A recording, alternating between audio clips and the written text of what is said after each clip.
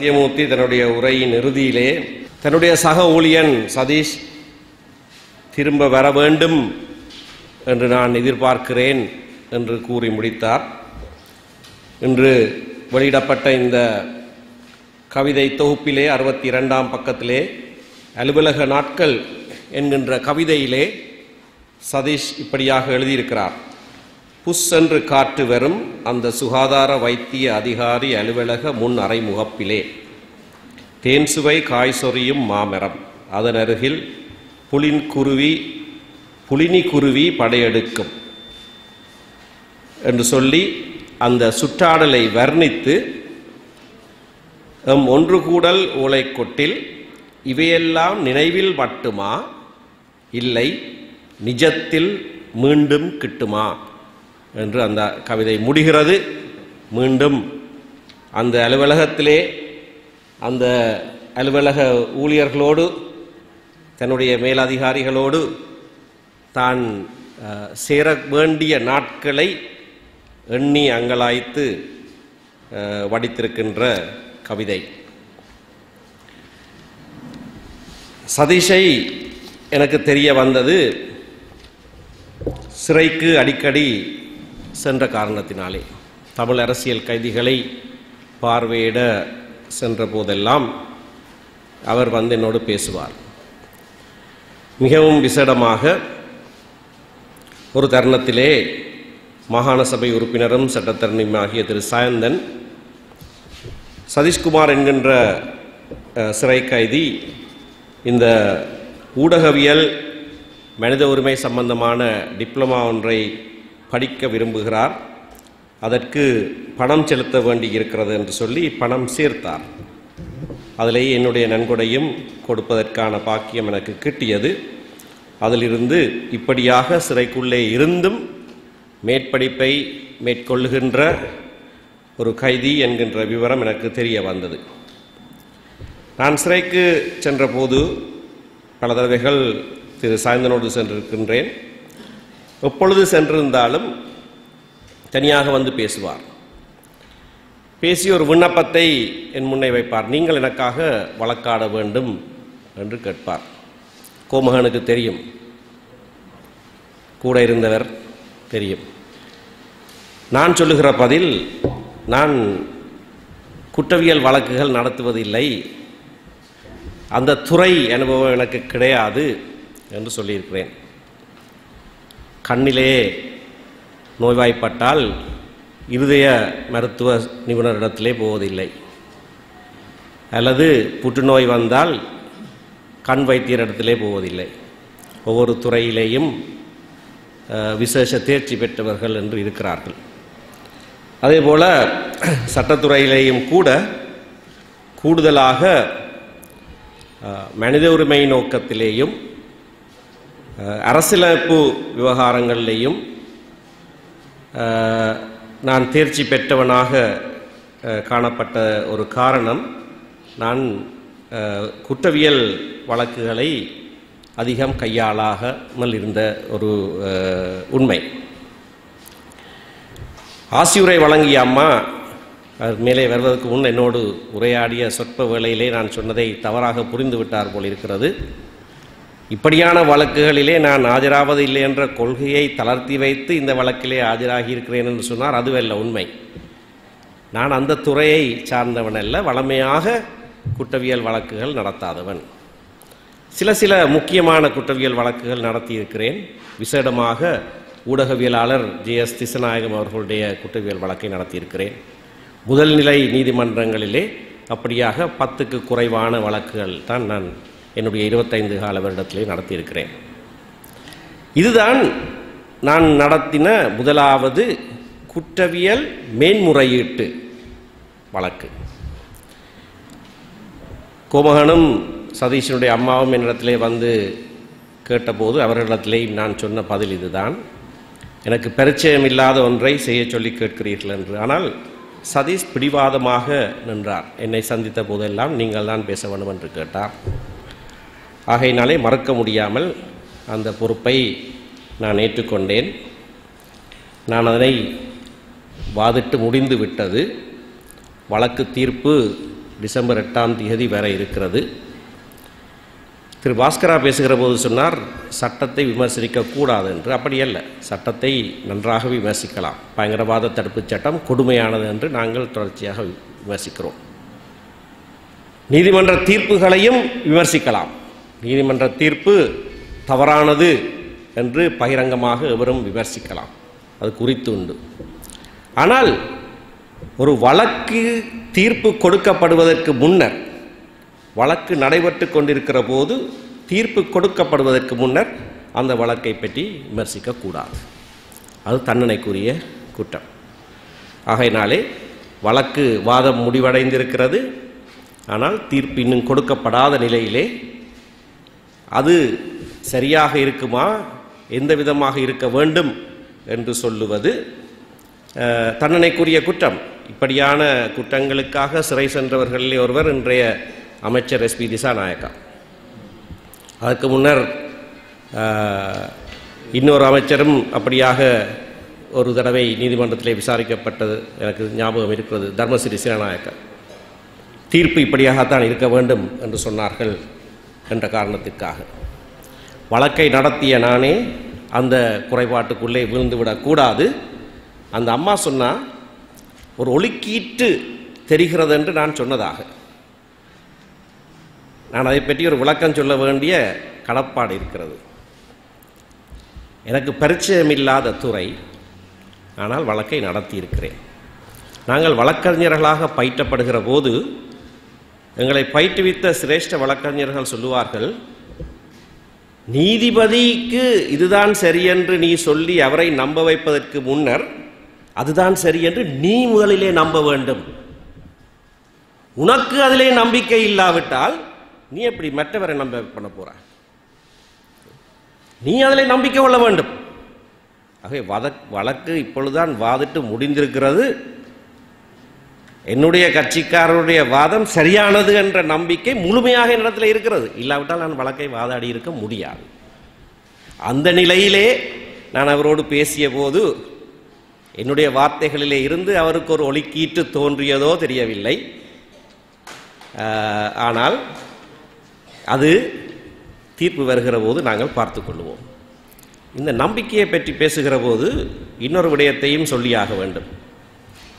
சென்ற வருடம் தேர்தலுக்கு முன்னதாக தமிழ் தேசிய கூட்டமைப்பினுடைய தலைவர் திரு சம்பந்தன் பகிரங்கமாக சொன்னார், 2016ஆம் வருட இறுதிக்குள்ளே தமிழ் மக்களுக்கு தீர்வு ஒன்று வரும். எங்களுக்கு தெரிந்த விடயம்.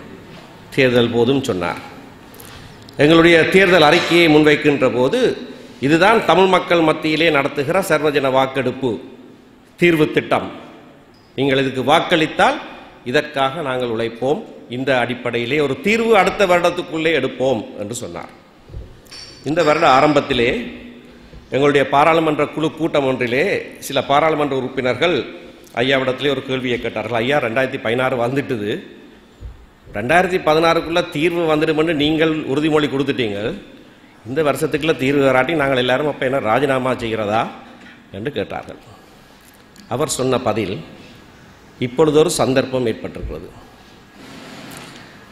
இப்பொழுது ஒரு சந்தர்ப்பத்தை நாங்கள் ஏற்படுத்தி இருக்கிறோம். ஒரு கொடுங்கோல் ஆட்சியை அகற்றி இந்த நாட்டிலே எப்பொழுதுமே எதிரெதும் புதிருமாக இருந்த இரண்டு கட்சிகள் ஒன்றாக சேர்ந்து ஒரு ஆட்சியை ஏற்படுத்த பண்ணியிருக்கிறோம். இது ஒரு சந்தர்ப்பம், எவரும் அதை மறக்க முடியாது. இந்த சந்தர்ப்பத்தை உபயோகித்து ஒரு தீர்வு எங்களுடைய மக்களுக்கு வர வேண்டுமாக இருந்தால் அது இந்த வருடம் வர வேண்டும். இந்த வருடம் வராவிட்டால் இந்த சந்தர்ப்பத்திலே வருகிற தீர்வு வராது. அதற்கு பிறகு எத்தனை தசாப்தங்கள் நாங்கள் இருக்க வேண்டுமோ எனக்கு தெரியாது.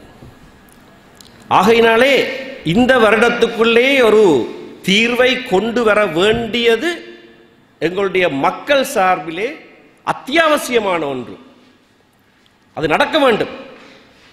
அது நடக்க வேண்டும் என்று சொன்னால் அது நடக்கும் என்கின்ற நம்பிக்கையோடு நான் செயற்பட்டால்தான் என்னால் அதனை நடப்பிக்க முடியும் என்று சொன்னார். அது நடக்கும் என்ற நம்பிக்கையோடு நான் செயற்பட்டால்தான் என்னால் அதனை நடப்பிக்க முடியும் என்று சொன்னார். நாங்கள் அனைவரும் அதனை ஏற்றுக்கொண்டோம்.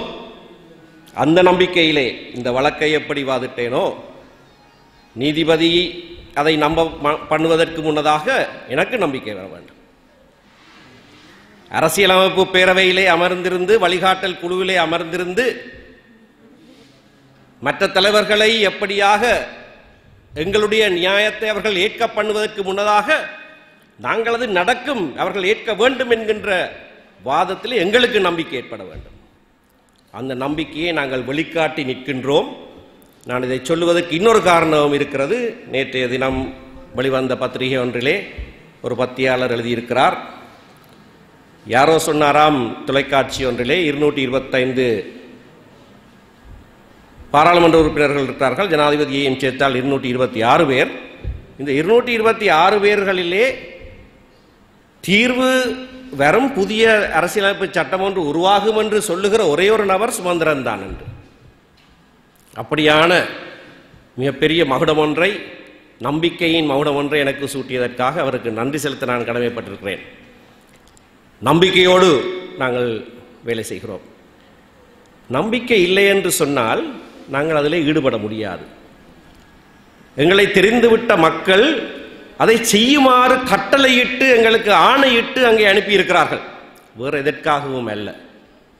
இது நடக்காது, இது நடக்க போறதில்லை என்று சொல்லிக் கொண்டிருப்பதற்காக மக்கள் எங்களை அங்கே அனுப்பவில்லை, அதை நடத்தி காட்டுவதற்காக அனுப்பியிருக்கிறார்கள். அதை செய்கிற போது கால சூழ்நிலைகள் அத்தியாவசியம். எப்போது எதை பேசுவது, எதை செய்வது, எப்படியாக அரசாங்கத்தோடு இணங்கி நடப்பது, எப்போது அரசாங்கத்தை எதிர்த்து பேசுவது என்பதெல்லாம் அத்தியாவசியமான படிகள். சில நாட்களுக்கு முன்னதாக மட்டக்களப்பிலே மங்களராமா என்கின்ற புத்த விகாரையின் விகாராதிபதி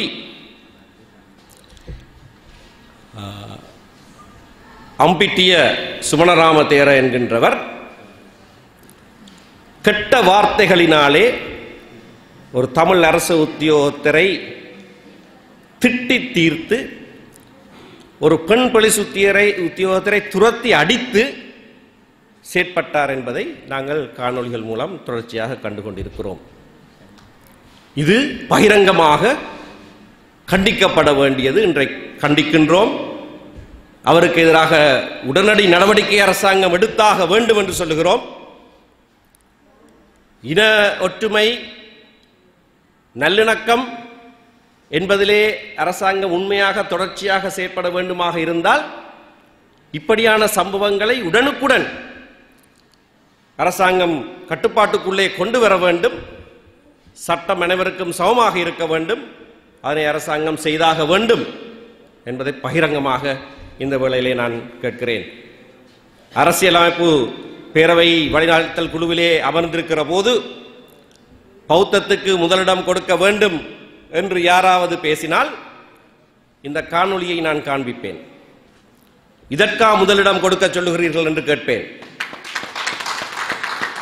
நாங்கள் பேச வேண்டிய இடங்களிலே சரியானதை நாங்கள் பேசுவோம். ஒத்துழைக்க வேண்டிய இடங்களிலே சேர்ந்து ஒத்துழைப்போம். அமெரிக்க ஜனாதிபதியாக ட்ரம்ப் வந்தவுடனே பலருக்கு நடுக்கம். ஐயையோ, இனி அமெரிக்காவுடைய ஆதரவு எங்களுக்கு கிடைக்காதே. சென்ற வருடம் இலங்கை அரசாங்கம் நிறைவேற்றப்பட்ட தீர்மானத்துக்கு இணங்கி அந்த பிரேரணையை தாங்களே முன்மொழிய பண்ணியது எங்களுக்கு கிடைத்த ஒரு பெரிய வெற்றி. நாங்கள் ட்ரம்ப் போன்று ஒருவர் ஜனாதிபதியாக வந்து விடுவார் என்று நினைத்ததை செய்யவில்லை. நாங்கள் செய்ததற்கான காரணம், அமெரிக்க அரசாங்கம் மனித உரிமை பேரவையிலே ஒரு வருட காலத்துக்கு அவர்களுடைய உறுப்புரிமை இல்லாமல் போகிறது. உலகத்திலே வெவ்வேறு பிரச்சனைகள் நடந்து கொண்டிருக்கிறது. சீரியா இருக்கிறது, ஐசிஸ் இருக்கிறது, வேறு பிரச்சனைகள் இருக்கிறது. எங்களுடைய முக்கியத்துவம் குறைந்துவிடும். ஆகையினாலே அது குறைவதற்கு முன்னதாக நாங்கள் இலங்கை அரசாங்கத்தை இந்த பிடிக்குள்ளே இருக்க வேண்டும், அவர்கள் இணங்கின ஒரு தீர்மானம் ஏற்படுத்தப்பட வேண்டும் என்பதற்காக பேச்சுவார்த்தை நடத்தி சில விடயங்களிலே விட்டு கொடுத்துத்தான் அவர்களை அதை இணங்க பண்ணினோம். ஆனால் இப்பொழுது அது எவ்வளவு முக்கியமான ஒரு செயற்பாடு என்று எங்களுக்கு தெரிகிறது. அமெரிக்காவுடைய அழுத்தம் முழுமையாக இல்லாவிட்டாலும் 47 நாடுகள் உறுப்புரிமை கொண்டிருக்கின்ற ஒரு சர்வதேச அரங்கிலே நாங்கள் இதை செய்வோம் என்று தாங்களாகவே முன்மொழிந்து இலங்கை அரசாங்கம் கொடுத்திருக்கிற வாக்குறுதியை மீறாமல் தப்ப முடியாது.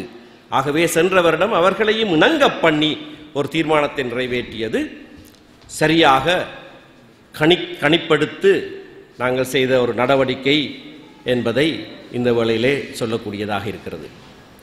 இந்த சூழ்நிலைகள் மாறும்.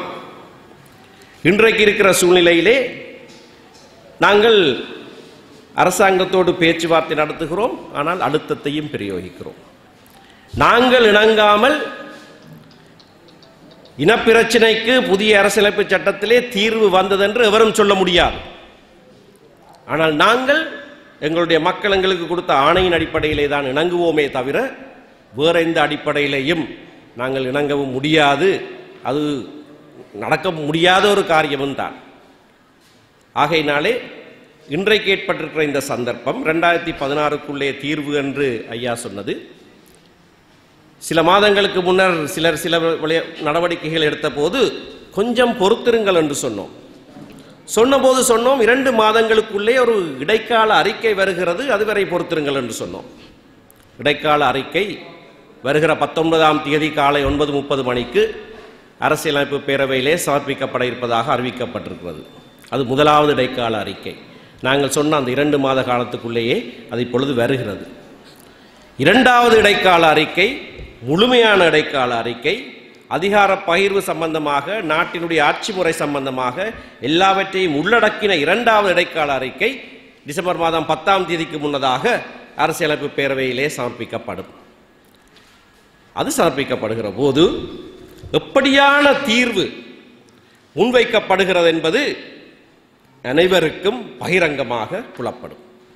2016க்குள்ளே அந்த தீர்வு திட்டம் எப்படியானது என்பது பகிரங்கமாக தெரிய வரும். ஆகையினாலே இதுவரை கூட்டத்துக்கு வருகை தந்தவர்கள், விசேடமாக திரு சதீஷ்குமாருடைய தாயார், மனைவியார், மகள் ஆகிய மூவரும் மற்ற அனைவருக்கும் என்னுடைய பணிவான வணக்கங்கள்.